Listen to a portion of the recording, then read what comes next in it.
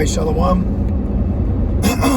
First and foremost, we want to give all praise, all honor, and all glory to Yahawashi, Ba'ashem, Yahawashi, Ba'ashem, HaKodash. We'd like to give double honors to our elders and apostles at Great Millstone that do well. Peace and salutations to the Lord's elect, the hopeful elect, and the 1/3. I don't have desires to be edifying and exhorting to you sincere brothers and few sincere sisters. All right, tuning in. We're on our way right now to the beloved brothers in Buffalo. Through the Spirit, we're gonna hold the Passover Adoratazah with them and rehearse this righteous, solemn ceremony. All right, which in the Spirit we do reverence that it is the Passover and deliverance from Egypt, but we also highly reverence the Passover of Yahawashi being the sacrificial lamb to give remission for sin. All right, this is why in Passover you have to drink the yayan, you have to drink the wine, which ultimately represents the blood of Yahawashi for remission of sin. And we're just going to read, we're in transit, as you can see, and we're just going to read Matthew 26, see where the Spirit takes us. We tried going live, but we must be in kind of like the outskirts. We wanted to go live for the brothers and sisters. We weren't able to, so we're just going to put it up after this epistle is done. The brother Kratazah is going to be the reader, and we're both going to speak. And we're going to start Matthew 26 and 1 and just go from there. And Lord's will, you're edified and exhorted. You got it, brother. Matthew 26 and verse 1, and it says, "And it came to pass, when Yahawashi had finished all these sayings, he said unto his disciples, Ye know that after 2 days is the feast of the Passover, and the Son of Man is betrayed to be crucified." Yeah, right there it said Yahawashi is letting them know, like, hey, this is about to happen, all right, during this high holy day. Because real quick, give Deuteronomy 16 and 16. See, that's one thing too. This is a law, which Christians, which you have no right talking about the law, because the law was only given to the nation of Israel, started with Moses, all right, and then it was ushered in through the Levitical priests, which was a shadowing of the priesthood of Melchizedek, because every male in the nation of Israel is not only a king, but he's also a priest. So we are rehearsing the laws that we are commanded to live by, even in captivity. But being in captivity, this is why we're just rehearsing. Okay, but real quick, get that point. Yep. Deuteronomy 16 and verse 16. It says, 3 times in a year. 3 times in a year, every year, shall all thy males appear before the Lord thy God. All thy males. See, the Most High's pasture, the Most High's flock is a flock of men. All right, keep going. And it says, in the place which he shall choose, and the feast of... Right, like right now, it was the Spirit that set it up for us to go and be with these brothers out here in Buffalo. The brothers out here, they've been pushing. Our camp leader, Marar, he was with them. And then the Spirit allowed us to come to Rochester and come together. All right. And this is the Lord guiding us to go be with these brothers this year. All right. As well as many other years before that, because that's what the Lord chose. You see, it's all Yahawashi will. Keep going. And it goes on to say, in the feast of unleavened bread, which we're getting ready, which we're entering in. Yep. And in the feast of weeks. Yep. And in the feast of tabernacles, and they shall not appear before the Lord empty. Right. This is why we come. We bring yayan, incense. Well, keep reading. It'll actually explain it. Verse 17. Every man shall give as he is able. See, he's good. We bring what we're able to bring. All right. So we're bringing things that are for this ceremony, for this righteous ritual, but according to the measure that the Lord's given us. Because it says in 1 Samuel 2, the Most High makes a man rich or poor. That's right. So whatever we were able to bring is what the Lord allowed us to bring according to, keep going. And it says, according to the blessing of the Lord thy God, which he hath given thee. There you go. So we're bringing whatever the Lord blessed us with, talents or means or financial reasons, and we use that to bring according what is required for this ceremony, for this solemn assembly. That was the point. Now you go back, Baba Kasha. Yep. Back in Matthew 26 and verse 3, then assembled together the chief priests and the scribes and the elders of the people unto the palace of the high priest, who was called Caiaphas. and consulted they that they might take Yahawashi by subtlety. Look, so we're entering the Passover, but you got to realize the spirits that come around this time. This is why you find yourself the most tempted, all right, leading up to the Passover. You know, I myself wanted to just hit the road immediately and get with these brothers, you know, and shut the door, because there's so many temptations out here. You know, Satan will use women, he'll use your neighbors, he'll use co-workers, he'll use heathens, he'll use jakes, he'll use your mind, try to sway you and stir you, you know, from bringing in this high holy day, because it's very serious. All right, not only does it represent the deliverance, but the ultimate deliverance, because it tells you in Jeremiah, it shall no longer be known as the Lord that delivered the children out of Egypt, but the land of the north. So Satan is being used to try to disrupt this reverencing of our ultimate deliverance. You know, shit, man, you go through a lot. You know, Satan will be messing with you, saying things, all types of stuff, man. You know, Satan was using the wicked high chief priest. He ultimately used the son of perdition, which was Judas, but that was set up for Yahushua's betrayal, so he could become that sacrificial lamb through crucifixion. Okay? I got a quick scripture. This is the book of St. Luke 22 and verse 31. And the Lord Yahawashi said, Simon, Simon, behold, Satan hath desired to have you, that he may sift you as wheat. Right, through inward agitation. All right? Hey, some of you brothers might be feeling a little more aggravated than normal, agitated or annoyed. Just rebuke it. You know, just rebuke it. It's ultimately Satan, because in our spirit, we want to go into this Passover, you know, of course, joyful that we're able to reverence Yahawashi and understand the severity of it. But Satan will also get in the midst of that as well. You know, so just keep on your watch, be on your P's and Q's, as they say. Yep. Keep going, Bakasha. And it says, and consulted that they might take Yahawashi by subtlety. See?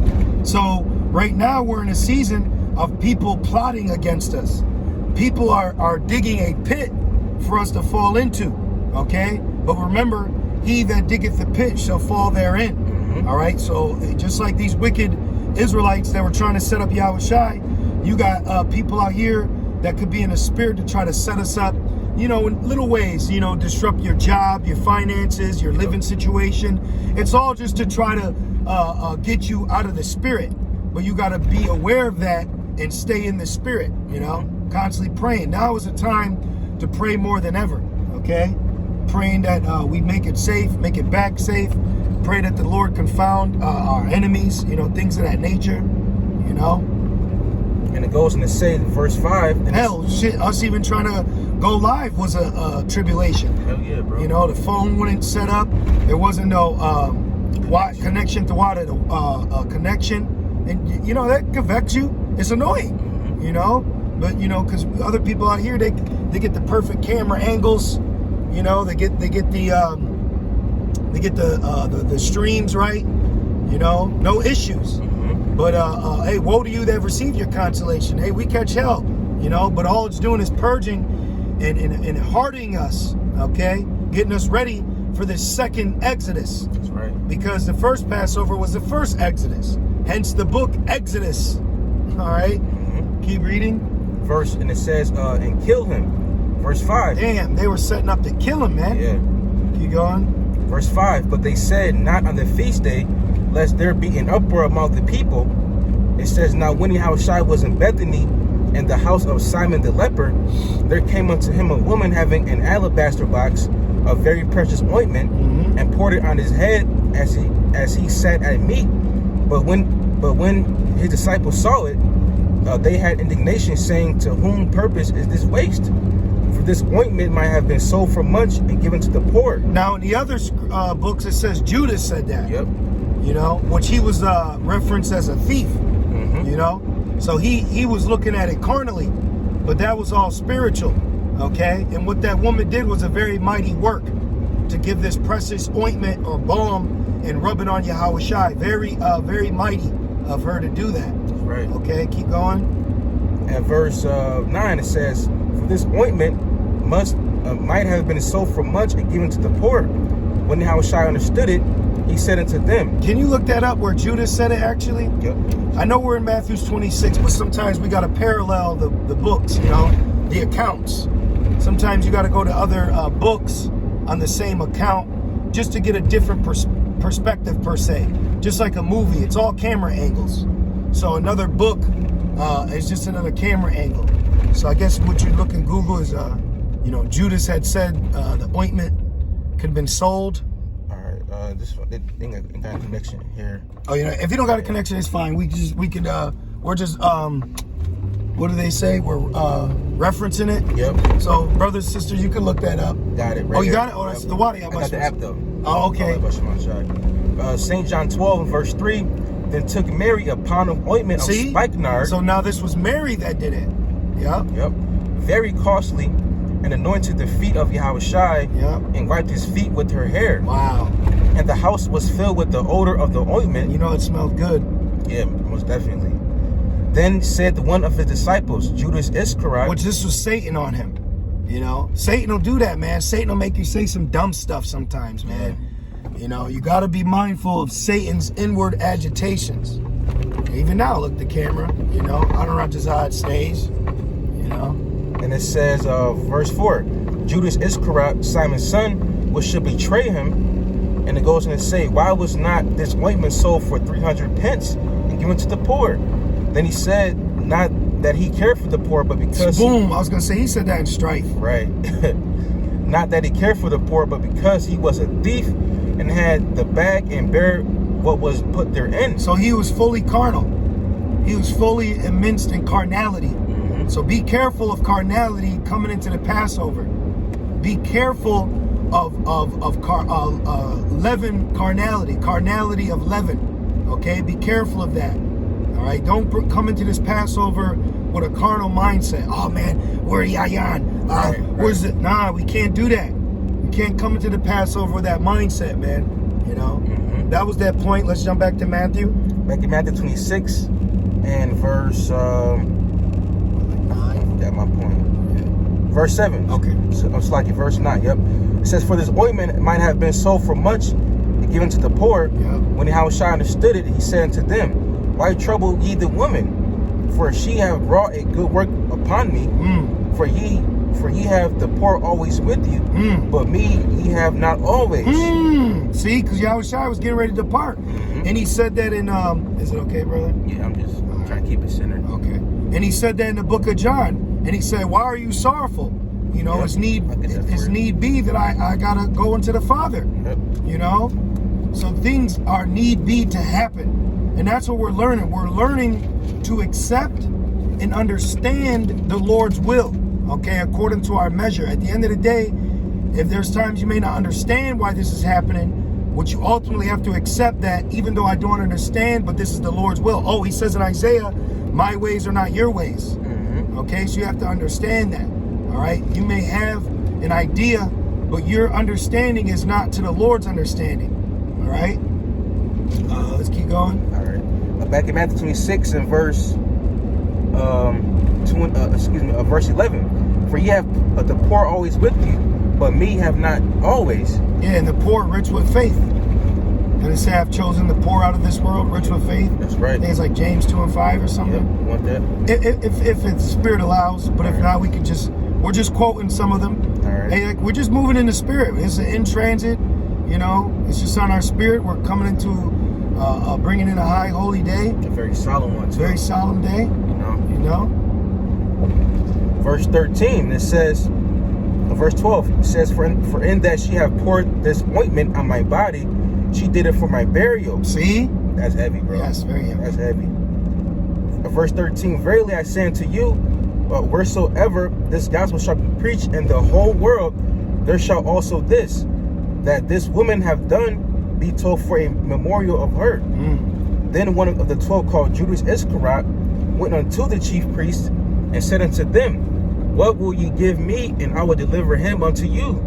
And they covenanted with him for 30 pieces of silver. And from that time he sought an opportunity to a high level spirit of betrayal was surrounding Yahawashi's crucifixion. Okay, a high level spirit of betrayal in the midst of the brotherhood. So, you know, be aware of betrayal in this season, okay? You got to understand that, because in the days of our persecution, it will be through betrayal as well. It tells you that in Luke 21. Some of them will be caused you to put to death. Can you get that? Luke 21, 16, 17, maybe 18, one of them. But just that point, Baba Kushag. Luke 21, I think it's 16, 17, or 18, maybe even 19. I got you. St. Luke 21 and verse 16. It says, and ye shall be betrayed both by parents and brethren and kinsfolk. Was not Judas Yahawashi's brethren? Yeah. Who were my brother? Those that do the will. Now, in that moment, guess what? He still was doing the will of the Most High. Okay? Because how else would Yahawashi have been led up to be numbered amongst the transgressors and ultimately betrayed to be crucified? Yep. You know? That's right. That's right, bro. It says, and friends. Just like us, how will that come? How would that play out for us? It's going to have to be through betrayal by someone close. And that's scary, you know. But that's the Lord's will. Right. You know, that's what we're learning. You know, we're learning to accept the Lord's will. You know, keep going. And it says, and some of you shall they cause to be put to death. See? And ye shall be hated of all men for my name's sake. Precious in the eyes of the Lord is the death of his saints. That's right. So we have to meditate on those things. You know, he that will lose his life for my name's sake shall find it. That's right. Back in that, brother. Back in Matthew 26 and verse 17. Now the first day of the feast of unleavened bread, the disciples came to Yahawashi, saying unto him, Where would thou that we prepare for thee to eat the Passover? And he said, Go into the city to such a man, and say unto him, The master said, My time is at hand. I will keep the Passover at thy house with my disciples. See? So that proves Deuteronomy 16 that we just read, where the Lord will choose the place. Yep, See? Yep, that's right. So Yahawashi had them go to a man that in the spirit was setting up the Passover, and he didn't know in the spirit he was setting it up for his Savior, ultimately. Right. You know? Keep going. Verse 19, it says, And the disciples did as Yahawashi had appointed them, and they made ready the Passover. Now when the even was come, he sat down with the 12, and as they did eat, he said, Verily I say unto you, that one of you shall betray me. And they were in that. And that's what is that, brother? Jude, where some have crept in unaware. Yeah, Jude. So Judas didn't know that he ultimately was to be with Yahawashi to betray him. You know. I got you, bro. Yeah, even if you put a little tape, something right here in the front to hold it. If you want to grab this and do that little, you know, and just stick it right like that. Right. It's the road's bumpy. You know, it's Babylon. Bumpy as Babylon, man. You see the camera shaking. That's because of Esau's roads, man. You know, this is like an ancient journey. So you got to think, too, Jake would have to travel to Jerusalem from all around the world, you know, in that region, you know, in that region. Yeah. Oh, that's nice. There you go. Yeah, just something that right in that